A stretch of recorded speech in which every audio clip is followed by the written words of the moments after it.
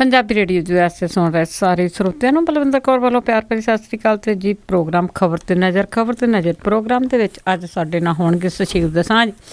ਭਾਰਤ ਵਿੱਚ ਜਾਂ ਪੰਜਾਬ ਦੇ ਵਿੱਚ ਕੀ ਕੁਛ ਵਾਪਰਿਆ ਉਸ ਤੇ ਪਾਵਾਂਗੇ ਜੀ ਝਾਤ। ਪ੍ਰੋਗਰਾਮ ਸ਼ੁਰੂ ਕਰਨ ਤੋਂ ਪਹਿਲਾਂ ਧੰਨਵਾਦ ਕਰਨਾ ਚਾਹੁੰਦੇ ਹਾਂ ਜੀ ਜਿਨ੍ਹਾਂ ਨੇ ਇਸ ਪ੍ਰੋਗਰਾਮ ਨੂੰ ਸਪੋਂਸਰ ਕਰਕੇ ਤੁਹਾਡੇ ਤੱਕ ਪਹੁੰਚਾਇਆ ਜੀ। ਖਾਲਸਾ ਇੰਸ਼ੋਰੈਂਸ ਏਜੰਸੀ ਵਾਲੇ ਜੋ ਹਰ ਇੱਕ ਤਰ੍ਹਾਂ ਦੀ ਇੰਸ਼ੋਰੈਂਸ ਕਰਦੇ ਨੇ, ਜਿਨ੍ਹਾਂ ਦਾ ਫੋਨ ਨੰਬਰ 4082722500। ਗੁਰਦੀਪ ਸਿੰਘ ਬਿਰਦੀ ਕਲੋਵਸ ਤੋਂ, ਸ਼ੇਰਗਿੱਲ ਪਰਿਵਾਰ ਸਲਮਾ ਤੋਂ, ਰਿਸ਼ਪਾਲ ਕੌਰ ਖੰਗੂੜਾ ਤੇ ਪਰਿਵਾਰ Bakersfield, Punjabi American senior citizen centre Bakersfield, Navjot Kaur Kaloti ਦੇ ਪਰਿਵਾਰ ਜੁੱਬਾ ਸਿਟੀ, ਸੁਰਿੰਦਰ ਕੌਰ ਧਾਮੀ ਦੇ ਪਰਿਵਾਰ ਸੀਰਤ ਤੋਂ ਬਹੁਤ ਇਹਨਾਂ ਦੇ ਧੰਨਵਾਦੀ। ਇਹਨਾਂ ਨੇ ਇਸ ਪ੍ਰੋਗਰਾਮ ਨੂੰ ਸਪੋਂਸਰ ਕਰਕੇ ਤੁਹਾਡੇ ਤੱਕ ਪਹੁੰਚਾਇਆ ਜੀ। ਗੱਲਬਾਤ ਕਰਦੇ ਹਾਂ ਸੁਸ਼ੀਲ ਹੋਣਾ ਨਾਲ। ਸੁਸ਼ੀਲ ਜੀ ਸਤਿ ਸ਼੍ਰੀ ਅਕਾਲ, ਸਵਾਗਤ ਹੈ ਜੀ। ਬਹੁਤ ਮਿਹਰਬਾਨੀ ਬਲਵਿੰਦਰ ਜੀ ਤੇ ਪੰਜਾਬੀ ਰੇਡੀਓ USA ਦੇ ਸਾਰੇ ਸਰੋਤਿਆਂ ਨੂੰ ਵੀ ਸੁਸ਼ੀਲ ਦਸਾਂਝ ਦੀ ਪਿਆਰ ਭਰੀ ਸਤਿ ਸ਼੍ਰੀ ਅਕਾਲ, ਆਦਾਬ ਤੇ ਨਮਸਕਾਰ ਜੀ।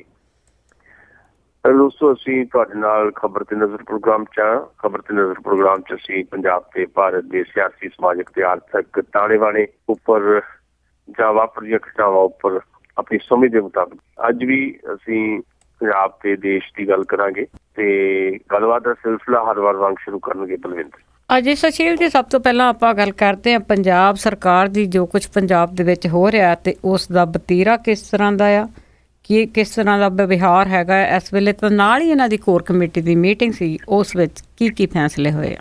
ਦੇਖੋ, ਜਿਹੜਾ ਇੱਕ ਬਰਗਾੜੀ ਪਿੰਡ ਦੇ ਵਿੱਚ ਬਕਾਇਦਾ ਇੱਕ ਜਿਹੜਾ ਸ਼ਰਧਾਂਜਲੀ ਸਮਾਗਮ ਹੋਇਆ ਸੀ, ਉਹ ਜਿਹੜੇ ਮਤੇ ਪਾਸ ਕੀਤੇ ਗਏ ਉਹਨਾਂ ਦੇ ਮੁਤਾਬਕ ਅੱਜ ਸਾਰੇ ਪੰਜਾਬ ਦੇ ਵੱਖ-ਵੱਖ ਪਿੰਡਾਂ ਕਸਬਿਆਂ ਦੇ ਵਿੱਚ 3 ਘੰਟੇ ਵਾਸਤੇ ਕਾਲੀਆਂ ਝੰਡੀਆਂ ਦੇ ਨਾਲ ਰੋਸ ਮਾਰਚ ਕਰਨਾ ਸੀ। ਸੜਕ ਦੇ ਕਿਨਾਰਿਆਂ ਤੇ, ਸੜਕਾਂ ਤੇ ਆਵਾਜਾਈ ਨਹੀਂ ਸੀ। ਤੇ ਜੋ ਖਬਰਾਂ ਆਈਆਂ ਤੇ ਉਹਦੇ ਮੁਤਾਬਕ ਪੰਜਾਬ ਭਰ ਚ ਇਸ ਤਰ੍ਹਾਂ ਦੇ ਰੋਸ ਮਾਰਚ ਹੋਏ ਨੇ ਜਾਂ ਸੜਕਾਂ ਤੇ ਬੈਠ ਕੇ ਲੋਕਾਂ ਨੇ ਰੋਸ ਪ੍ਰਗਟ ਕੀਤਾ ਕਾਲੀਆਂ ਝੰਡੀਆਂ ਲੈ ਕੇ। ਕਿਸੇ ਪਾਸੋਂ ਕਿਸੇ ਕੋਈ ਹਿੰਸਾ ਦੀ ਕੋਈ ਖਬਰ ਨਹੀਂ ਹੈ, ਜਿਹੜੀ ਇੱਕ ਚੰਗੀ ਗੱਲ। ਦੂਜੀ ਗੱਲ ਇਹ ਹੈ ਕਿ ਇਹ ਵਿਰੋਧ ਜਿਹੜਾ ਆ, ਅਸਲ ਚ ਵਿਰੋਧ ਸ਼੍ਰੀ ਗੁਰੂ ਗ੍ਰੰਥ ਸਾਹਿਬ ਜੀ ਦੀ ਬੇਅਦਬੀ ਦੇ ਮਾਮਲੇ ਦੇ ਉੱਤੇ ਆ, ਜਾਂ ਨਾਲ ਜਿਹੜੀ ਫਾਇਰਿੰਗ ਹੋਈ, 2 ਨੌਜਵਾਨ ਮਾਰੇ ਗਏ ਤੇ ਜਿਹੜੇ 2 ਨੌਜਵਾਨ ਗ੍ਰਿਫਤਾਰ ਕੀਤੇ ਗਏ ਸੀ ਉਹਨਾਂ ਨੂੰ ਭਾਵੇਂ ਰਿਹਾ ਕਰ ਦਿੱਤਾ ਗਿਆ, ਪਰ ਉਹਨਾਂ ਵੱਲੋਂ ਇਹ ਦੋਸ਼ ਲਾਏ ਗਏ ਨੇ ਕਿ ਉਹਨਾਂ ਤੇ ਪੁਲਿਸ ਨੇ 3rd ਡਿਗਰੀ ਟਾਰਚਰ ਕੀਤਾ। ਸੁਰਿੰਦਰ ਸਿੰਘ ਤੇ ਰੁਪਿੰਦਰ ਨੇ ਇਸ ਤਰ੍ਹਾਂ ਦੇ ਪੁਲਿਸ ਤੇ ਦੋਸ਼ ਲਾਏ ਨੇ। ਇਹ ਸਾਰੇ ਮਾਮਲੇ ਨੂੰ ਇਕੱਠੇ ਕਰਕੇ ਰੋਸ ਮਾਰਚ ਏਦਾਂ ਚੱਲਦਾ ਰਹੇਗਾ, ਵਿਰੋਧ ਜਾਰੀ ਰਹੇਗਾ, ਇਹ ਫੈਸਲਾ ਕੀਤਾ ਗਿਆ ਜਥੇਬੰਦੀਆਂ ਵੱਲੋਂ। ਦੂਜੇ ਬੰਨੇ ਸਰਕਾਰ ਇਹਦੇ ਤੇ ਆਪਣੇ ਤਰੀਕੇ ਨਾਲ ਨਜ਼ਰ ਰੱਖ ਰਹੀ ਹੈ। ਸ਼੍ਰੋਮਣੀ ਅਕਾਲੀ ਦਲ ਦੀ ਕੋਰ ਕਮੇਟੀ ਦੀ ਮੀਟਿੰਗ ਹੋਈ ਹੈ ਤੇ ਜਿਹੜੇ 2 ਅਹਿਮ ਫੈਸਲੇ ਕੀਤੇ ਗਏ ਨੇ ਕੋਰ ਕਮੇਟੀ ਦੇ ਵਿੱਚ, ਬੜੇ ਇੰਪੋਰਟੈਂਟ ਹੈ। ਨੰਬਰ 1 ਤਾਂ ਉਹਦੇ 'ਚ ਫੈਸਲਾ ਕੀਤਾ ਗਿਆ ਵੀ ਸ਼੍ਰੀ ਅਕਾਲ ਤਖ਼ਤ ਸਾਹਿਬ ਦੇ ਜਥੇਦਾਰ ਸਾਹਿਬਾਨ ਬਾਰੇ ਜਿਹੜੀ ਗੱਲ ਆ ਰਹੀ ਹੈ ਕਿ ਉਹਨਾਂ ਨੂੰ ਬਦਲਿਆ ਜਾਏਗਾ, ਬਾਕੀ ਤਖ਼ਤਾਂ ਦੇ ਜਥੇਦਾਰ ਸਾਹਿਬਾਨ ਵੀ ਬਦਲੇ ਜਾਣਗੇ। ਉਹਦੇ ਤੇ ਕੋਰ ਕਮੇਟੀ ਨੇ ਇਹ ਫੈਸਲਾ ਕੀਤਾ ਕਿ ਹਾਲ ਫਿਲਹਾਲ ਇਸ ਗੱਲ ਨੂੰ ਪੋਸਟਪੋਨ ਕਰ ਦਿੱਤਾ ਜਾਏ। ਹਾਲੇ ਸ਼੍ਰੀ ਅਕਾਲ ਤਖ਼ਤ ਸਾਹਿਬ ਦੇ ਜਥੇਦਾਰ ਸਾਹਿਬਾਨ ਨੂੰ ਨਾ ਬਦਲਿਆ ਜਾਏ, ਨਾ ਉਹਨਾਂ ਨੂੰ ਅਸਤੀਫੇ ਦੇਣ ਵਾਸਤੇ ਕਿਹਾ ਜਾਏ। ਦੂਜੀ ਗੱਲ, ਸਰਬੱਤ ਖਾਲਸਾ ਜਿਹੜਾ 10 ਨਵੰਬਰ ਨੂੰ ਕੀਤਾ ਜਾਣਾ ਹੈ, ਉਹ ਸਰਬੱਤ ਖਾਲਸਾ ਦੇ ਵਿੱਚ ਕਿਹੜੇ ਲੋਕ ਆਉਂਦੇ ਨੇ, ਦੁਨੀਆ ਭਰ ਚੋਂ ਕਿਹੜੇ ਸਿੱਖ ਬੁੱਧੀਜੀਵੀ ਆਉਂਦੇ ਨੇ, ਉੱਥੇ ਕਿਸ ਕਿਸਮ ਦੇ ਫੈਸਲੇ ਕੀਤੇ ਜਾਂਦੇ ਨੇ, ਕਿਉਂਕਿ ਉਹ ਸਰਬੱਤ ਖਾਲਸਾ ਵੀ ਆਪਣੇ ਆਪ ਦੇ ਵਿੱਚ ਬੜਾ ਇੰਪੋਰਟੈਂਟ ਇਸ ਕਰਕੇ ਬਣ ਗਿਆ। ਭਾਵੇਂ ਉਹ ਸਰਬੱਤ ਖਾਲਸਾ ਦੀ ਜਿਹੜੀ ਰਵਾਇਤ ਹੈ ਜਾਂ ਪਰੰਪਰਾ ਹੈ ਸਾਡੀ, ਉਸ ਰੂਪ ਛੋਬੇ ਨਾ ਹੋਵੇ, ਪਰ ਇਸ ਕਰਕੇ ਇੰਪੋਰਟੈਂਟ ਬਣ ਗਿਆ ਕਿ ਉੱਥੇ ਇੱਕ ਧੜਾ ਜਿਹੜਾ ਸਿਮਰਨ ਸਿੰਘ ਮਾਨ ਹੋਰਾਂ ਦਾ, ਉਹ ਇਸ ਜ਼ਿੱਦ ਤੇ ਅੜਿਆ ਹੋਇਆ ਕਿ ਉੱਥੇ ਖਾਲਿਸਤਾਨ ਦਾ ਮਤਾ ਵੀ ਰੱਖਣਾ। ਜਿਵੇਂ ਕਿ ਬਾਕੀ ਧਿਰਾਂ ਇਹ ਚਾਹੁੰਦੀਆਂ ਕਿ ਖਾਲਿਸਤਾਨ ਦਾ ਮੁੱਦਾ ਨਾ ਛੇੜਿਆ ਜਾਏ। ਜਿਹੜੇ ਮਸਲੇ ਬਾਕੀ ਹੈ, ਜਿਹੜੇ ਇਹਨਾਂ ਦਿਨਾਂ 'ਚ ਪੈਦਾ ਹੋਏ, ਉਹਨਾਂ ਤੇ ਇੱਕ ਰਣਨੀਤੀ ਬਣਾਈ ਜਾਏ। ਖਾਸ ਤੌਰ ਤੇ ਜਥੇਦਾਰ ਸਾਹਿਬਾਨ ਦੀ ਜਿਹੜੀ ਨਿਯੁਕਤੀ, ਉਹਦੀ ਵਿਧੀ ਕੀ ਹੋਵੇ, ਇਹਦੇ ਤੇ ਗੱਲ ਕੀਤੀ ਜਾਏ ਤੇ ਸਰਕਾਰ ਨੂੰ ਇੱਕ ਅਲਟੀਮੇਟਮ ਦਿੱਤਾ ਜਾਏ ਇਹਨਾਂ ਸਾਰੇ ਮਸਲਿਆਂ ਤੇ। ਭਾਵੇਂ ਸਰਕਾਰ ਨੇ ਆਪਣੇ ਤਰੀਕੇ ਨਾਲ CBI ਜਾਂਚ ਕਰਵਾਉਣ ਦੀ ਵੀ ਗੱਲ ਕਹੀ ਹੈ, ਪਰ ਫਿਰ ਵੀ ਇੱਕ ਮਾਮਲਾ ਜਿਹੜਾ ਫਾਇਰਿੰਗ 'ਚ 2 ਨੌਜਵਾਨ ਮਾਰੇ ਗਏ, ਉਹ ਮਾਮਲਾ CBI ਨੂੰ ਨਾ ਦੇਣ ਦੀ ਗੱਲ ਵੀ ਕਹੀ ਗਈ ਹੈ। ਇਹਨਾਂ ਮੁੱਦਿਆਂ ਤੇ ਘੇਰਨਾ ਚਾਹੁੰਦੇ ਆ ਸਰਬੱਤ ਖਾਲਸਾ ਦੇ ਵਿੱਚ ਬਾਕੀ ਲੋਕ, ਪਰ ਸਰਦਾਰ ਸਿਮਰਨ ਸਿੰਘ ਮਾਨ ਚਾਹੁੰਦੇ ਆ ਉੱਥੇ ਖਾਲਿਸਤਾਨ ਦਾ ਮੁੱਦਾ ਵੀ ਵਿਚਾਰਿਆ ਜਾਏ, ਉਹਦਾ ਮਤਾ ਰੱਖਿਆ ਜਾਏ। ਇਸ ਕਰਕੇ ਸਰਕਾਰ ਉਸ ਸਰਬੱਤ ਖਾਲਸਾ ਤੇ ਵੀ ਨਜ਼ਰ ਰੱਖ ਰਹੀ ਹੈ। ਅਕਾਲੀ ਦਲ ਦੀ ਕੋਰ ਕਮੇਟੀ 'ਚ ਫੈਸਲਾ ਹੋਇਆ ਕਿ ਸਰਬੱਤ ਖਾਲਸਾ ਤੇ ਨਜ਼ਰ ਰੱਖੀ ਜਾਏ ਕਿ ਉੱਥੇ ਕੀ ਹੁੰਦਾ ਹੈ, ਤੇ ਜੇ ਉੱਥੇ ਜਿਸ ਤਰ੍ਹਾਂ ਦੇ ਫੈਸਲੇ ਹੁੰਦੇ ਉਸ ਤੋਂ ਬਾਅਦ ਸ਼੍ਰੀ ਅਕਾਲ ਤਖ਼ਤ ਸਾਹਿਬ ਦੀ ਜਥੇਦਾਰ ਸਾਹਿਬਾਨ ਦੀ ਨਿਯੁਕਤੀ ਦਾ ਮਾਮਲਾ, ਜਾਂ ਉਹਨਾਂ ਨੂੰ ਬਣਾਈ ਰੱਖਣਾ ਹੈ, ਜਾਂ ਉਹਨਾਂ ਨੂੰ ਇਸ ਗੱਲ ਲਈ ਮਨਾਉਣਾ ਹੈ ਕਿ ਤੁਸੀਂ ਰਿਜ਼ਾਈਨ ਕਰ ਦਿਓ, ਤਾਂ ਜੋ ਸਰਕਾਰ ਤੇ ਵੀ ਜਾਂ ਅਕਾਲੀ ਦਲ ਤੇ ਜਾਂ ਸ਼੍ਰੋਮਣੀ ਕਮੇਟੀ ਤੇ ਦੋਸ਼ ਨਾ ਲੱਗੇ ਕਿ ਉਹਨਾਂ ਨੇ ਜਾਣ ਬੁੱਝ ਕੇ ਉਹਨਾਂ ਨੂੰ ਬਦਲਿਆ। ਲੋਕਾਂ 'ਚ ਇਹ ਕਨਵੇ ਹੋਵੇ ਕਿ ਆਪ ਹੀ ਇਸ ਹਾਲਾਤ ਦੇ ਮੱਦੇਨਜ਼ਰ ਜਥੇਦਾਰ ਸਾਹਿਬਾਨ ਨੇ ਰਿਜ਼ਾਈਨ ਕੀਤਾ। ਇਹ ਸਰਕਾਰ ਕੋਈ ਬੰਦ ਸ਼ੁਭ ਕਰਨ ਦੀ ਤਿਆਰੀ ਕਰ ਰਹੀ ਹੈ। ਇਸੇ ਕਰਕੇ ਸਰਕਾਰ ਬਚਾਅ ਦੀ ਮੁਦਰਾ ਦੇ ਵਿੱਚ, ਇਸੇ ਕਰਕੇ ਸਰਕਾਰ ਨੇ ਕਿਹਾ ਵੀ ਅਸੀਂ ਸਰਬੱਤ ਖਾਲਸਾ ਦੇ ਵਿੱਚ ਕਿਸੇ ਕਿਸਮ ਦਾ ਕੋਈ ਪ੍ਰਸ਼ਾਸਨਿਕ ਦਖਲ ਨਹੀਂ ਦੇਣਾ। ਉਹ ਪ੍ਰਸ਼ਾਸਨਿਕ ਦਖਲ ਨਾ ਦੇਣ ਦਾ ਮਸਲਾ ਇਹ ਹੈ ਕਿਉਂਕਿ ਪਿਛਲੇ ਸਮੇਂ ਦੇ ਵਿੱਚ ਕੁਝ ਪੁਲਿਸ ਦੀ ਨਾਸਮਝੀ ਦੇ ਨਾਲ ਜਿਹੜੇ ਅਮਨ ਅਮਾਨ ਨਾਲ ਜਿਹੜੇ ਮੁਜ਼ਾਹਰਾ ਕਰ ਰਹੇ ਲੋਕ ਸੀ ਜਾਂ ਪ੍ਰਦਰਸ਼ਨ ਕਰ ਰਹੇ ਲੋਕ ਸੀ, ਉਹਨਾਂ ਤੇ ਲਾਠੀ ਚਾਰਜ ਹੋਇਆ, ਉਹਨਾਂ ਤੇ ਫਾਇਰਿੰਗ ਤੱਕ ਹੋਈ, 2 ਨੌਜਵਾਨ ਮਾਰੇ ਗਏ। ਹਾਲਾਤ ਵਿਗੜਦੇ ਇੰਨੇ ਵਿਗੜ ਗਏ ਕਿ ਸ਼੍ਰੋਮਣੀ ਅਕਾਲੀ ਦਲ, ਸ਼੍ਰੋਮਣੀ ਕਮੇਟੀ ਜਾਂ ਸਰਕਾਰ ਦਾ ਕੋਈ ਵੀ ਨੁਮਾਇੰਦਾ ਜਨਤਕ ਤੌਰ ਤੇ ਕਿਸੇ ਫੰਕਸ਼ਨ 'ਚ ਨਹੀਂ ਜਾ ਸਕਦਾ। ਹਾਲਤ ਇਹ ਹੈ, ਇਹ ਹਾਲਾਤ ਬਣ ਗਏ ਆ। ਇਹ ਹਾਲਾਤ ਇੰਨੇ ਬਣ ਗਏ ਵੀ 1 ਨਵੰਬਰ ਤੋਂ ਜਿਹੜਾ ਇੱਕ ਹਫ਼ਤਾ ਮਨਾਇਆ ਜਾ ਰਿਹਾ ਪੰਜਾਬੀ ਸਪਤਾਹ, ਕਿਉਂਕਿ ਪੰਜਾਬੀ ਸੂਬਾ ਬਣਿਆ 1 ਨਵੰਬਰ 1966 ਨੂੰ, ਉਹ ਜਿਹੜੀ ਰਸਮਾਂ ਹੀ ਰਹਿ ਗਈਆਂ। ਭਾਸ਼ਾ ਵਿਭਾਗ ਦਾ ਸਮਾਗਮ ਵੀ ਜਿਹੜਾ ਆ ਉਹ ਸਿੱਖਾ ਰਿਹਾ ਕਿਸੇ ਕਿਸਮ ਦਾ, ਉਹਦੇ 'ਚ ਕੋਈ ਲੋਕਾਂ ਦੀ ਬਹੁਤੀ ਸ਼ਮੂਲੀਅਤ ਨਹੀਂ ਸੀ। ਖੁਦ ਸੁਖਬੀਰ ਬਾਦਲ ਜਿਹੜੇ ਪੰਜਾਬ ਦੇ ਉਪ ਮੁੱਖ ਮੰਤਰੀ ਆ, ਸ਼੍ਰੋਮਣੀ ਅਕਾਲੀ ਦਲ ਦੇ ਪ੍ਰੈਜ਼ੀਡੈਂਟ, ਉਹ ਵੀ ਪੰਜਾਬ 'ਚ ਨਹੀਂ ਰਹੇ ਉਸ ਦਿਨ। ਉਹਨਾਂ ਨੇ ਵੀ ਹਰਿਆਣੇ 'ਚ ਜਾ ਕੇ ਚਟਾਲਿਆਂ ਦੀ ਇੱਕ ਰੈਲੀ ਨੂੰ ਸੰਬੋਧਨ ਕੀਤਾ। ਜਿਹੜੀ ਪੰਜਾਬ 'ਚ ਕੋਈ ਵੜਨ ਨੂੰ ਤਿਆਰ ਨਹੀਂ। ਪੰਜਾਬ 'ਚ ਘਰਾਂ ਤੋਂ ਨਿਕਲ ਕੇ ਪਿੰਡਾਂ 'ਚ ਜਿਹੜੇ ਸੰਗਤ ਦਰਸ਼ਨ ਕਰਿਆ ਕਰਦੇ ਸੀ, ਬਾਦਲ ਸਾਹਿਬ ਅੱਜ ਕੱਲ੍ਹ ਉਹ ਠੱਪ ਪਏ ਆ। ਆਪਣੇ ਪਿੰਡ ਤੱਕ ਨਹੀਂ ਜਾ ਸਕੇ ਬਾਦਲ ਸਾਹਿਬ। ਸੁਖਬੀਰ ਸਿੰਘ ਬਾਦਲ ਇੱਕ ਦਿਨ ਗਏ 5 ਮਿੰਟ ਵਾਸਤੇ ਪਿੰਡ, ਤੇ ਉੱਥੇ ਵੀ ਇੱਦਾਂ ਦੀਆਂ ਬਹੁਤਾਂ ਲੱਗ ਗਈਆਂ ਕਿ ਉੱਥੇ ਬਜ਼ੁਰਗਾਂ ਨਾਲ ਤਾਸ਼ ਖੇਡ ਕੇ ਉਹ ਆਏ ਆ। ਇੱਕ ਪਾਸੇ ਪੰਜਾਬ ਦੀ ਹਾਲਤ ਵਿਗੜ ਰਹੀ ਹੈ, ਦੂਜੇ ਪਾਸੇ ਪੰਜਾਬ ਦੇ ਉਪ ਮੁੱਖ ਮੰਤਰੀ ਆਪਣੇ ਪਿੰਡ ਜਾ ਕੇ 5 ਮਿੰਟ ਬਜ਼ੁਰਗਾਂ ਨਾਲ ਤਾਸ਼ ਖੇਡ ਕੇ ਆਉਂਦੇ ਆ। ਸੋ ਇੱਕ ਪਾਸੇ ਪੰਜਾਬ ਦੀ ਲੋੜ ਹੈ, ਪੰਜਾਬ ਦੇ ਸ਼੍ਰੋਮਣੀ ਅਕਾਲੀ ਦਲ ਪ੍ਰੈਜ਼ੀਡੈਂਟ ਕੋਈ ਗੱਲ ਕਰਨ ਆ ਕੇ ਪੰਜਾਬ ਦੇ ਲੋਕਾਂ ਨਾਲ ਸੰਵਾਦ ਕਾਇਮ ਕਰਨ, ਪਰ ਉਹ ਪੰਜਾਬ ਦਿਵਸ ਵਾਲੇ ਦਿਨ ਵੀ ਹਰਿਆਣੇ 'ਚ ਜਾ ਕੇ ਗੱਲਾਂ ਕਰਦੇ, ਪੰਜਾਬ 'ਚ ਨਹੀਂ ਗੱਲਾਂ ਕਰਦੇ। ਇਹ ਹਾਲਾਤ ਬਣੇ ਹੋਏ ਨੇ। ਇਹ ਤੋਂ ਪਤਾ ਲੱਗਦਾ ਹੈ ਕਿ ਲੋਕਾਂ ਦੇ ਵਿੱਚ ਸ਼੍ਰੋਮਣੀ ਅਕਾਲੀ ਦਲ ਦੀ ਮੁਕਤ ਕਿੰਨੀ ਘੱਟ ਗਈ ਹੈ ਜਾਂ ਬਦਨਾਮੀ ਇਸ ਸਰਕਾਰ ਦੀ ਕਿੰਨੀ ਹੋ ਗਈ ਹੈ। ਇਹ ਸਾਰੇ ਕੁਝ ਨੂੰ ਰੀਥਿੰਕ ਕਰ ਰਿਹਾ ਤੇ ਸਾਰੇ ਕੁਝ ਵਾਈਂਡ ਅਪ ਕਰਨ ਦੀ ਕੋਸ਼ਿਸ਼ ਦੇ ਵਿੱਚ ਸ਼੍ਰੋਮਣੀ ਅਕਾਲੀ ਦਲ ਦੀ ਕੋਰ ਕਮੇਟੀ ਨੇ ਫੈਸਲਾ ਕੀਤਾ ਕਿ ਹਾਲ ਫਿਲਹਾਲ ਖਾਲਸਾ ਸਾਹਿਬ ਦੀ ਜਥੇਦਾਰ ਸਾਹਿਬਾਨ ਬਾਰੇ ਕੋਈ ਗੱਲ ਨਾ ਕੀਤੀ ਜਾਏ। ਹਾਲ ਫਿਲਹਾਲ ਖਾਲਸਾ ਦੀ ਨਜ਼ਰ ਰੱਖੀ ਜਾਏ। ਪੰਜਾਬ ਦਾ ਖੁਫੀਆ ਵਿਭਾਗ ਵੀ ਬੜੀ ਨਜ਼ਰ ਰੱਖ ਰਿਹਾ ਵੀ ਸਰਬੱਤ ਖਾਲਸਾ 'ਚ ਕਿਹੜੇ ਲੋਕ ਆਉਂਦੇ ਨੇ, ਕਿੱਦਾਂ ਦੇ ਮਤੇ ਰੱਖੇ ਜਾਣਗੇ। ਦੂਜੀ ਗੱਲ ਸਰਕਾਰ ਵੀ ਇਹ ਨੋਟ ਕਰ ਰਹੀ ਹੈ। ਇਹ ਗੱਲ ਸਰਕਾਰ ਇਹ ਚਾਹੁੰਦੀ ਹੈ ਕਿ ਪੁਲਿਸ ਦੇ ਨਾਲ ਕੋਈ ਖਾਸ ਤੌਰ ਤੇ ਟਕਰਾਅ ਨਾ ਹੋਵੇ ਸਰਬੱਤ ਖਾਲਸਾ ਵਾਲੇ ਦਿਨ ਜਾਂ ਉਸ ਤੋਂ ਪਹਿਲਾਂ। ਇਹ ਸਥਿਤੀਆਂ ਦੇ ਵਿੱਚੋਂ ਸਰਕਾਰ ਗੁਜ਼ਰ ਰਹੀ ਹੈ। ਸਰਕਾਰ ਬਚਾਅ ਦੀ ਮੁਦਰਾ 'ਚ ਹੈ ਤੇ ਕਮ ਬੈਕ ਕਰਨ ਦੀ ਕੋਸ਼ਿਸ਼ ਕਰ ਰਹੀ ਹੈ। ਇਸੇ ਕਰਕੇ ਕੁਝ ਸਦਭਾਵਨਾ ਰੈਲੀਆਂ ਕਰਨ ਦਾ ਜਿਹੜਾ ਪ੍ਰੋਗਰਾਮ ਵੀ ਉਹ ਲਿਖੇ ਜਾਣ ਦੀ ਜਿਹੜੀ ਸੂਚਨਾ ਮਿਲ ਰਹੀ ਹੈ।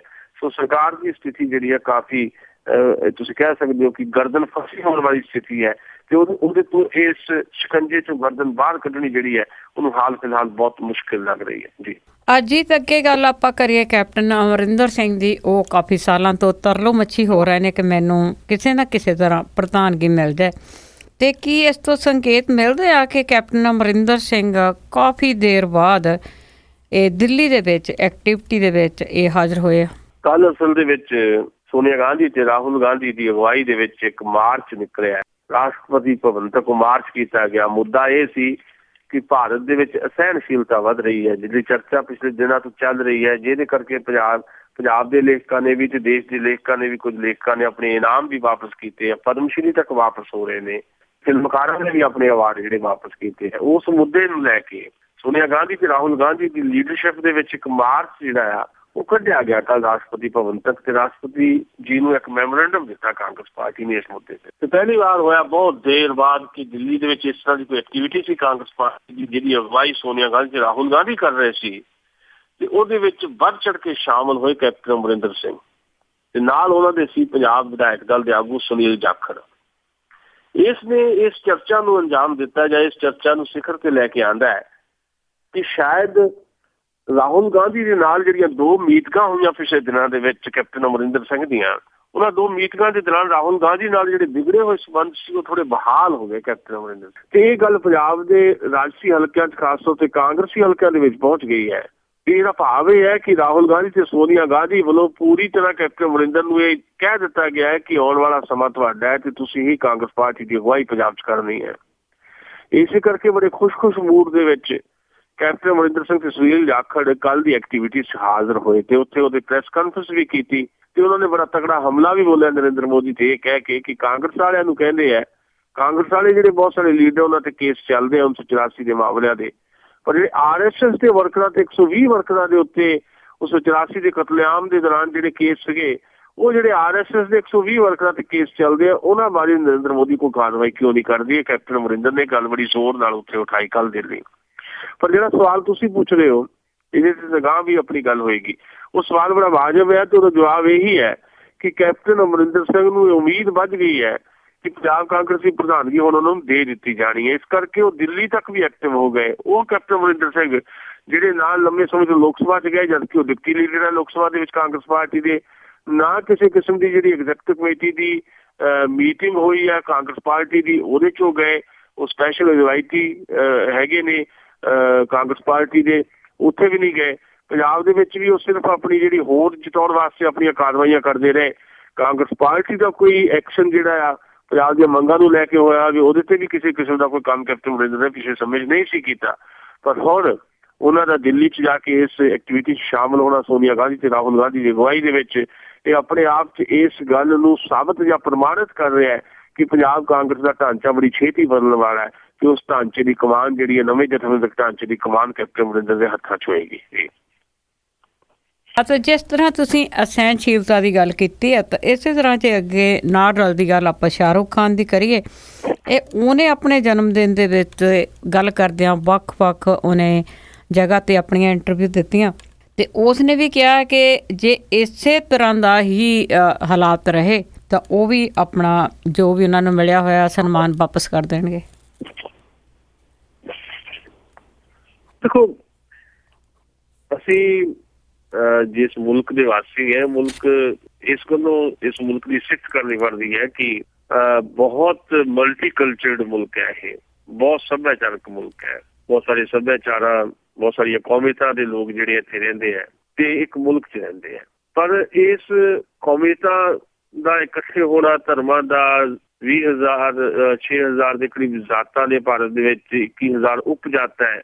ਐਡੀ ਵਿਸ਼ਾਲ ਵੰਨ ਸਵੰਨਤਾ ਵਾਲੇ ਮੁਲਕ ਦਾ ਇਕੱਠੇ ਰਹਿਣਾ ਤੇ 1.25 ਅਰਬ ਦੀ ਆਬਾਦੀ ਨੂੰ ਇਸ ਤਰ੍ਹਾਂ ਚਲਾਉਣਾ ਮੁਲਕ ਦੇ ਤੌਰ ਦੇ ਉੱਤੇ ਆਪਣੇ ਆਪ 'ਚ ਕੋਈ ਛੋਟੀ ਪ੍ਰਾਪਤੀ ਨਹੀਂ ਹੈ। ਇਹ ਸਾਡੀਆਂ ਪਰੰਪਰਾਵਾਂ, ਸਾਡੀਆਂ ਰਵਾਇਤਾਂ ਦੇ ਵਿੱਚ ਇਹ ਸਾਰੀਆਂ ਚੀਜ਼ਾਂ ਪਈਆਂ ਕਿ ਅਸੀਂ ਇੱਕ ਬਹੁਤ ਹੀ ਸੈਕੂਲਰ ਕਿਸਮ ਦੀ ਸਾਡੀ ਰਵਾਇਤ ਹੈ। ਵੱਖ-ਵੱਖ ਧਰਮਾਂ ਜ਼ਾਤਾਂ ਦੇ ਹੁੰਦੇ ਹੋਏ ਵੀ ਸਾਡੇ 'ਚ ਕਿਸੇ ਕਿਸਮ ਦੇ ਉਸ ਤਰ੍ਹਾਂ ਦੇ ਵਿਰੋਧ ਨਹੀਂ ਹੈ ਜਿਹੜੇ ਜਨਮਜਾਤ ਵਿਰੋਧ ਹੋਣ। ਜਦੋਂ ਵਿਰੋਧ ਦਿਖਾਈ ਦਿੰਦੇ ਆ ਤੇ ਉਹ ਪੋਲੀਟੀਸ਼ੀਅਨਾਂ ਦੇ ਪੈਦਾ ਕੀਤੇ ਹੁੰਦੇ, ਸਿਆਸਤਦਾਨਾਂ ਦੇ। ਮੈਂ ਅੱਗੇ ਵੀ ਕਹਿਣਾ ਹੁੰਦਾ ਕਿ ਸਿਆਸਤ ਮਸਲਿਆਂ ਦੇ ਸਿਰ ਤੇ ਸੱਤਾ ਚਾਹੁੰਦੀ ਹੈ। ਜਿਹੜੇ ਹੁਕਮਰਾਨ ਹੈ ਆਪਣੀ ਹਕੂਮਤ ਨੂੰ ਕਾਇਮ ਰੱਖਣ ਵਾਸਤੇ ਕੁਝ ਮਸਲੇ ਪੈਦਾ ਕਰਦੇ ਹੈ ਤੇ ਜਿਹੜੇ ਹੁਕਮਰਾਨ ਨਹੀਂ ਹੈ, ਹੁਕਮਰਾਨ ਬਣਨਾ ਚਾਹੁੰਦੇ ਹੈ, ਉਹਨਾਂ ਮਸਲਿਆਂ ਦੇ ਉੱਤੇ ਆਪਣੇ ਢੰਗ ਦੀ ਸਿਆਸਤ ਕਰਦੇ ਹੈ। ਸੋ ਸਿਆਸਤ ਮਸਲਿਆਂ ਦੇ ਸਿਰ ਤੇ ਕਈ ਵਾਰੀ ਇਸ਼ੂ ਨਹੀਂ ਹੁੰਦਾ, ਉਹਨੂੰ ਇਸ਼ੂ ਬਣਾ ਦਿੱਤਾ ਜਾਂਦਾ, ਉਹਦੇ ਸਿਰ ਤੇ ਹਕੂਮਤ ਚਾਹੁੰਦੀ ਹੈ ਸਿਆਸਤ। ਭਾਰਤ ਦੇ ਵਿੱਚ ਪਿਛਲੇ ਕੁਝ ਸਮੇਂ ਦੇ ਉੱਤੋਂ ਤੁਸੀਂ ਦੇਖ ਸਕਦੇ ਹੋ ਕਿ ਧਰਮ ਤੇ ਜ਼ਾਤ ਦੀ ਸਿਆਸਤ ਬਹੁਤ ਹਾਵੀ ਹੈ। ਖਾਸ ਤੌਰ ਤੇ ਹਿੰਦੂਤਵ ਦੀ ਜਿਹੜੀ ਪੋਲੀਟਿਕਸ ਭਾਰਤ 'ਚ ਇਹਨਾਂ ਦਿਨਾਂ ਦੇ ਵਿੱਚ ਬਹੁਤ ਤੇਜ਼ੀ ਦੇ ਨਾਲ ਲੱਦਣ ਦੀ ਕੋਸ਼ਿਸ਼ ਕੀਤੀ ਜਾ ਰਹੀ ਹੈ। ਉਹਦੇ ਕੇਂਦਰ ਦੇ ਵਿੱਚ ਇਹ ਵਿਚਾਰ ਬੈਠਾ ਹੋਇਆ ਹੈ ਵੀ ਅਸੀਂ ਦੁਨੀਆ ਦੀ ਸਭ ਤੋਂ ਸਰਵਸ਼੍ਰੇਸ਼ਠ ਕੌਮ ਹੈ ਜਾਂ ਸਰਵਸ਼੍ਰੇਸ਼ਠ ਧਰਮ ਜੇ ਸਾਡਾ ਹੈ। ਹਿੰਦੂ ਧਰਮ ਦੇ ਜਿਹੜੇ ਮੰਨਣ ਵਾਲੇ ਲੋਕ ਆ, ਜਨ ਸਧਾਰਨ ਜਿਹੜੇ ਲੋਕ ਆ, ਮੈਂ ਉਹਨਾਂ ਦੀ ਗੱਲ ਨਹੀਂ ਕਰ ਰਿਹਾ।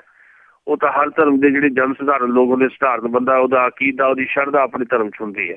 ਪਰ ਉਹਦੀ ਅਗਵਾਈ ਕਰਨ ਵਾਲੇ ਜਿਹੜੇ ਲੋਕ ਹੁੰਦੇ ਆ, ਜਿਹੜੇ ਹਿੰਦੂਤਵ ਦਾ ਰੱਥ ਦੌੜਾਉਣਾ ਚਾਹੁੰਦੇ ਆ ਹਿੰਦੁਸਤਾਨ ਦੇ ਵਿੱਚ ਤੇ ਉਸ ਰੱਥ ਦੇ ਪਹੀਆਂ ਹੇਠ ਘੱਟ ਗਿਣਤੀਆਂ ਨੂੰ ਦਰੜ ਦੇਣਾ ਚਾਹੁੰਦੇ ਆ, ਉਹਨਾਂ ਦਾ ਮੰਨਣਾ ਇਹ ਹੈ ਕਿ ਹਿੰਦੂ ਧਰਮ ਜਿਹੜਾ ਆ ਦੁਨੀਆ ਦਾ ਸਭ ਤੋਂ ਬਿਹਤਰੀਨ ਧਰਮ ਹੈ ਤੇ ਹਿੰਦੂ ਧਰਮ ਦਾ ਇੱਕ ਛਤਰ ਰਾਜ ਹਿੰਦੁਸਤਾਨ ਤੇ ਹੋਣਾ ਚਾਹੀਦਾ ਹੈ ਤੇ ਬਾਕੀ ਜਿਹੜੇ ਧਰਮਾਂ ਦੇ ਜਾਂ ਘੱਟ ਗਿਣਤੀਆਂ ਦੇ ਲੋਕਾਂ ਨੂੰ ਨਿਭ ਕੇ ਰਹਿਣਾ ਪਏਗਾ। ਇਸ ਕਰਕੇ ਇੱਕ ਵਿਗਾਨਗੀ ਦੀ ਭਾਵਨਾ ਬਾਕੀ ਜਿਹੜੀਆਂ ਘੱਟ ਗਿਣਤੀ ਉਹਨਾਂ 'ਚ ਪੈਦਾ ਕਰਨ ਦੀ ਇੱਕ ਪੂਰੀ ਦੀ ਪੂਰੀ ਸਾਜ਼ਿਸ਼ਾਨਾ ਤਰੀਕੇ ਦੇ ਨਾਲ ਕੋਸ਼ਿਸ਼ ਕੀਤੀ ਜਾ ਰਹੀ ਹੈ ਤਾਂ ਜੋ ਧਰੁਵੀਕਰਨ ਪੈਦਾ ਕੀਤਾ ਜਾ ਸਕੇ। ਉਹਦੇ 'ਚ ਫਿਰ ਜਿਹੜੇ ਘੱਟ ਗਿਣਤੀ ਲੋਕ ਹੈ ਉਹਨਾਂ 'ਚ ਕਿਤੇ ਨਾ ਕਿਤੇ ਡਰ ਦੀ ਭਾਵਨਾ ਹੈ। ਹੁਣ ਹਰ ਚੀਜ਼ ਨੂੰ ਜਿਹੜੀ ਹਕੂਮਤ ਦੇ ਲੋਕ ਹੈਗੇ ਆ ਇਸ ਢੰਗ ਨਾਲ ਪੇਸ਼ ਕਰਦੇ ਆ ਕਿ ਜੇ ਕਿਤੇ ਵਿਰੋਧ ਹੋ ਰਿਹਾ ਵੀ ਇਹ ਵਿਰੋਧ ਤਾਂ ਕਾਂਗਰਸ ਵਾਲੇ ਕਰ ਰਹੇ ਆ ਜਾਂ ਕਮਿਊਨਿਸਟ ਕਰ ਰਹੇ ਆ। ਪਰ ਸ਼ਾਹਰੁਖ ਖਾਨ ਤਾਂ ਕਿਸੇ ਪਾਸਿਓਂ ਵੀ ਕਾਂਗਰਸੀ ਨਹੀਂ ਹੈ, ਨਾ ਉਹ ਕਮਿਊਨਿਸਟ ਹੈ, ਨਾ ਹੀ ਜਿਹੜੇ ਬਾਕੀ ਲੇਖਕਾਂ ਜਾਂ ਸਾਹਿਤਕਾਰਾਂ ਨੇ ਵੱਡੇ ਲੈਵਲ ਦੇ ਉੱਤੇ ਆਪਣੇ ਇਨਾਮ ਵਾਪਸ ਕੀਤੇ ਹੈ ਉਹਨਾਂ 'ਚ ਵੀ ਇੱਕ ਦੋ ਨੂੰ ਛੱਡ ਕੇ ਤੁਸੀਂ ਨਹੀਂ ਕਹਿ ਸਕਦੇ ਕਿ ਫਲਾਨੀ ਪਾਰਟੀ ਦਾ ਸਿਪਾਹੀ ਹੈ ਜਾਂ ਫਲਾਨੀ ਪਾਰਟੀ ਦਾ ਜਿਹੜਾ ਕਾਡਰ ਹੈ। ਉਹ ਲੋਕ ਜਿਹੜੇ ਆ ਭਾਰਤ ਦੇ ਬਹੁਤ ਚੇਤਨਸ਼ੀਲ, ਚਿੰਤਨਸ਼ੀਲ, ਵਿਚਾਰਵਾਨ ਲੋਕ ਨੇ। ਉਹਨਾਂ ਦੀ ਪੋਲੀਟੀਕਲ ਐਫੀਲੀਏਸ਼ਨ ਜੇ ਕਿਸੇ ਨਾਲ ਹੋਵੇਗੀ ਵੀ ਤਾਂ ਉਹ ਹੋਏਗੀ, ਪਰ ਉਹ ਓਪਨਲੀ ਕਿਸੇ ਪੋਲੀਟੀਕਲ ਪਾਰਟੀ ਦੀ ਧੂਤੂ ਨਹੀਂ ਹੈ। ਸ਼ਾਹਰੁਖ ਖਾਨ ਵੀ ਏਦਾਂ ਹੀ ਹੈ। ਸ਼ਾਹਰੁਖ ਖਾਨ ਨੇ ਪਿਛਲੇ ਦਿਨਾਂ 'ਚ ਜਿਹੜੀ ਆ ਵੱਧ ਰਹੀ ਅਸਹਿਣਸ਼ੀਲਤਾ ਹੈ, ਲਿਖਣ ਬੋਲਣ ਦੀ ਆਜ਼ਾਦੀ, ਸੁਤੰਤਰਤਾ ਦਾ ਮਾਮਲਾ ਹੈ, ਉਹਦੇ ਤੇ ਜਦੋਂ ਆਪਣਾ 50ਵਾਂ ਦਿਨ ਸੀ ਪਰਸੋਂ, ਨੇ ਖੁੱਲ੍ਹ ਕੇ ਕਈ ਗੱਲਾਂ ਕੀਤੀਆਂ। ਉਹਨੇ ਕਿਹਾ ਕਿ ਉਹਨੇ ਸਿਰਫ ਇਹੀ ਕਿਹਾ ਕਿ ਸੱਚਮੁੱਚ ਭਾਰਤ ਦੇ ਵਿੱਚ ਇਸ ਤਰ੍ਹਾਂ ਦੇ ਹਾਲਾਤ ਜਿਹੜੇ ਬਣ ਰਹੇ ਉਹ ਠੀਕ ਨਹੀਂ ਹੈ, ਦਮ ਘੁੱਟ ਰਿਹਾ ਹੈ, ਤੇ ਜੇ ਲੋੜ ਪਈ ਤਾਂ ਮੈਂ ਵੀ ਇੱਕ ਸਿੰਬੋਲਿਕ ਜੈਸਚਰ ਦੇ ਤੌਰ ਦੇ ਉੱਤੇ ਆਪਣਾ ਨੈਸ਼ਨਲ ਅਵਾਰਡ ਵਾਪਸ ਕਰ ਸਕਦਾ। ਇੱਦਾਂ ਦੀਆਂ ਗੱਲਾਂ ਉਹਨੇ ਕੀਤੀ। ਦੂਜੀ ਗੱਲ ਉਹਨੇ ਕਹੀ ਕਿ ਮੈਨੂੰ ਦੇਸ਼ ਭਗਤੀ ਸਾਬਤ ਕਿਉਂ ਕਰਨੀ ਪਵੇ, ਕਿ ਮੈਂ ਭਾਰਤ ਦਾ ਨਾਗਰਿਕ ਹੈ, ਮੈਂ ਮੁਸਲਮਾਨ ਹੈ, ਇਸ ਕਰਕੇ ਮੈਨੂੰ ਸਾਬਤ ਕਰਨਾ ਪਏਗਾ ਕਿ ਮੈਂ ਦੇਸ਼ ਭਗਤ ਹਾਂ। ਮੇਰੇ ਫਾਦਰ ਸਾਹਿਬ ਨੇ ਫਰੀडम ਮੂਵਮੈਂਟ ਦੇ ਵਿੱਚ ਹਿੱਸਾ ਲਿਆ, ਮੈਨੂੰ ਆਪਣੀ ਦੇਸ਼ ਭਗਤੀ ਸਾਬਤ ਕਰਨ ਦੀ ਜ਼ਰੂਰਤ ਨਹੀਂ ਹੈ। ਇਹ ਗੱਲਾਂ ਤੋਂ ਬਾਅਦ ਅੱਜ ਭਾਰਤੀ ਜਨਤਾ ਪਾਰਟੀ ਦਾ ਇੱਕ ਨੈਸ਼ਨਲ ਜਨਰਲ ਸੈਕਟਰੀ ਹੈ ਕੈਲਾਸ਼ ਵਿਜੇ ਵਰਗੀ ਹੈ, ਜਿਹੜਾ ਮੱਧ ਪ੍ਰਦੇਸ਼ ਦਾ ਮੰਤਰੀ ਵੀ ਰਹਿ ਚੁੱਕਾ, ਉਹਨੇ ਬੜਾ ਘਟੀਆ ਕਿਸਮ ਦਾ ਬਿਆਨ ਦਿੱਤਾ। ਉਹਨੇ ਕਿਹਾ ਕਿ ਰਹਿੰਦਾ ਤਾਂ ਸ਼ਾਹਰੁਖ ਖਾਨ ਭਾਰਤ ਵਿੱਚ, ਇਹਦਾ ਮਨ ਪਾਕਿਸਤਾਨ 'ਚ। ਕੀ ਇਹ ਗੁਨਾਹ ਹੋ ਗਿਆ ਸ਼ਾਹਰੁਖ ਖਾਨ ਦਾ ਜੀ? ਉਹਨੇ ਕਹਿ ਦਿੱਤਾ ਕਿ ਜੇ ਇਸ ਤਰ੍ਹਾਂ ਦੇ ਹਾਲਾਤ ਬਣਦੇ ਰਹੇ, ਲਿਖਣ ਬੋਲਣ ਦੀ ਆਜ਼ਾਦੀ ਤੇ ਪਾਬੰਦੀਆਂ ਲੱਗਦੀਆਂ ਰਹੀਆਂ, ਤੇ ਮੈਂ ਵੀ ਇੱਕ ਸਿੰਬੋਲਿਕ ਜੈਸਚਰ ਦੇ ਤੌਰ ਦੇ ਉੱਤੇ ਆਪਣਾ ਨੈਸ਼ਨਲ ਅਵਾਰਡ ਵਾਪਸ ਕਰ ਸਕਦਾ ਹੈ। ਇਹ ਕਹਿਣਾ ਗੁਨਾਹ ਹੈ ਕੋਈ? ਜਾਂ ਸਰਕਾਰ 'ਚ ਜਿਹੜੇ ਲੋਕ ਬੈਠੇ ਹੈ, ਜਿਹੜੇ ਲੋਕ ਸਰਕਾਰ ਨੂੰ ਅਗਵਾਈ ਦੇ ਰਹੇ ਹੈ, ਉਹਨਾਂ ਦੀ ਵਿਚਾਰਧਾਰਾ ਦਾ ਨਾ ਹੋਣਾ ਹਿੰਦੁਸਤਾਨ ਦੇ ਵਿੱਚ ਕੋਈ ਗੁਨਾਹ ਹੈ? ਜਿਹਨਾਂ ਲੋਕਾਂ ਦੀ ਸਰਕਾਰ ਹੈ, ਲੋਕ ਤਾਂ ਹਿੰਦੁਸਤਾਨ ਦੇ 31% ਲੋਕਾਂ ਨੇ ਵੋਟ ਪਾਈ ਹੈ, ਇਹਦਾ ਮਤਲਬ ਜਿਹੜੇ 69% ਲੋਕ ਆ ਸਾਰੇ ਦੇਸ਼ ਧਰੋਹ ਆ, ਉਹ ਸਾਰੇ ਦੇਸ਼ ਧਰੋਹੀ ਹੈ। ਕਿ ਅੱਜ ਮੈਂ ਗੱਲ ਕਰ ਰਿਹਾ, ਮੈਂ ਵੀ ਦੇਸ਼ ਧਰੋਹੀ ਹੋ ਗਿਆ, ਤੁਸੀਂ ਗੱਲ ਕਰ ਰਹੇ, ਤੁਸੀਂ ਵੀ ਦੇਸ਼ ਧਰੋਹੀ ਹੋ ਗਏ। ਜੋ ਸਾਡੇ ਮੁਤਾਬਕ ਗੱਲ ਨਹੀਂ ਕਰੇਗਾ ਉਹ ਦੇਸ਼ ਧਰੋਹੀ ਹੈ। ਇਹ ਕਰਨਾ ਚਾਹੁੰਦੀ ਹੈ ਭਾਰਤੀ ਜਨਤਾ ਪਾਰਟੀ ਜਾਂ RSS, ਤੇ ਇਹ ਕਤਈ ਭਾਰਤ ਦਾ ਆਵਾਮ ਬਰਦਾਸ਼ਤ ਨਹੀਂ ਕਰੇਗਾ।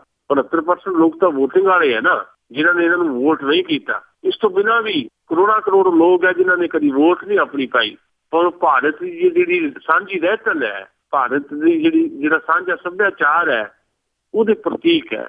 ਉਹ ਜੰਗਲਾਂ 'ਚ ਰਹਿ ਰਹੇ ਲੋਕ ਨੇ, ਆਦਿਵਾਸੀ ਨੇ, ਨੰਗੇ ਪੈਰਾਂ ਵਾਲਾ ਭਾਰਤ ਜਿਹਨੂੰ ਮੈਂ ਕਹਿੰਦਾ ਹੁੰਦਾ, ਉਹ ਨੰਗੇ ਪੈਰਾਂ ਵਾਲਾ ਭਾਰਤ ਕਦੇ ਬਰਦਾਸ਼ਤ ਨਹੀਂ ਕਰੇਗਾ ਕਿ ਉਹਨਾਂ ਦੀਆਂ ਜਨਮਜਾਤ ਦੀਆਂ ਰਵਾਇਤਾਂ, ਉਹਨਾਂ ਦੀ ਵੰਨ ਸੁਵੰਨਤਾ, ਉਹਨਾਂ ਦਾ ਜੀਵਨ ਜਾਚ, ਉਹ ਸਾਰਾ ਕੁਝ ਜਿਹੜਾ ਇੱਕ ਹਿੰਦੂਤਵ ਦੀ ਰਾਜਨੀਤੀ ਦੇ ਪਹੀਆਂ ਦੇ ਹੇਠਾਂ ਜਿਹੜਾ ਦਰੜ ਦਿੱਤਾ ਜਾਏ। ਸੋ ਸ਼ਾਹਰੁਖ ਖਾਨ ਦੇ ਖਿਲਾਫ ਜਿਸ ਕਿਸਮ ਦੀ ਬਿਆਨਬਾਜ਼ੀ, ਉਹ ਤੋਂ ਭਾਰਤੀ ਜਨਤਾ ਪਾਰਟੀ ਨੇ ਆਪਣੇ ਆਪ ਨੂੰ ਵੱਖ ਵੀ ਕਰ ਲਿਆ। ਆਪਣੇ ਹੀ ਲੀਡਰ ਦਾ ਬਿਆਨ ਦਿੱਤਾ, ਬੀਜੇਪੀ ਮੰਨਣ ਨਹੀਂ ਦੇਈ। ਬੀਜੇਪੀ ਦਾ ਇੱਕ ਸੀਨੀਅਰ ਲੀਡਰ ਪ੍ਰਕਾਸ਼ ਜਾਵੜੇਕਰ, ਉਹ ਕਹਿੰਦਾ ਜੀ ਉਹਦਾ ਨਿੱਜੀ ਬਿਆਨ ਹੋਊਗਾ। ਨਿੱਜੀ ਬਿਆਨ ਕਿੱਦਾਂ ਹੋ ਸਕਦਾ? ਜਿਹੜਾ ਤੁਹਾਡੀ ਪਾਰਟੀ ਦਾ ਜਨਰਲ ਸੈਕਟਰੀ ਹੈ ਉਹ ਇੱਕ ਬਿਆਨ ਦੇ ਰਿਹਾ, ਉਹ ਨਿੱਜੀ ਕਿੱਦਾਂ ਹੋ ਗਿਆ? ਵੀ ਪਾਰਟੀ ਦਾ ਜਨਰਲ ਸੈਕਟਰੀ ਹੈ, ਨੈਸ਼ਨਲ ਜਨਰਲ ਸੈਕਟਰੀ। ਬੀਜੇਪੀ ਤੇ ਜਿਹੜਾ ਪ੍ਰੈਸ਼ਰ ਪੈ ਰਿਹਾ ਇਸ ਵੇਲੇ ਇਹੀ ਪੈ ਰਿਹਾ ਆਮ ਲੋਕਾਂ ਦਾ ਵੀ, ਤੇ ਉਹਨਾਂ ਵੱਲੋਂ ਕਿਹਾ ਜਾ ਰਿਹਾ ਕਿ ਹਾਲੇ ਵੀ ਵੇਲਾ ਆ ਭਾਰਤੀ ਜਨਤਾ ਪਾਰਟੀ ਨੂੰ ਪ੍ਰੈਕਟਿਸ ਦੇ ਵਿੱਚ ਜਿਹੜਾ ਆ ਆਪਣੀ ਰਾਜਨੀਤੀ ਦਰੁਸਤ ਕਰਨੀ ਚਾਹੀਦੀ ਹੈ।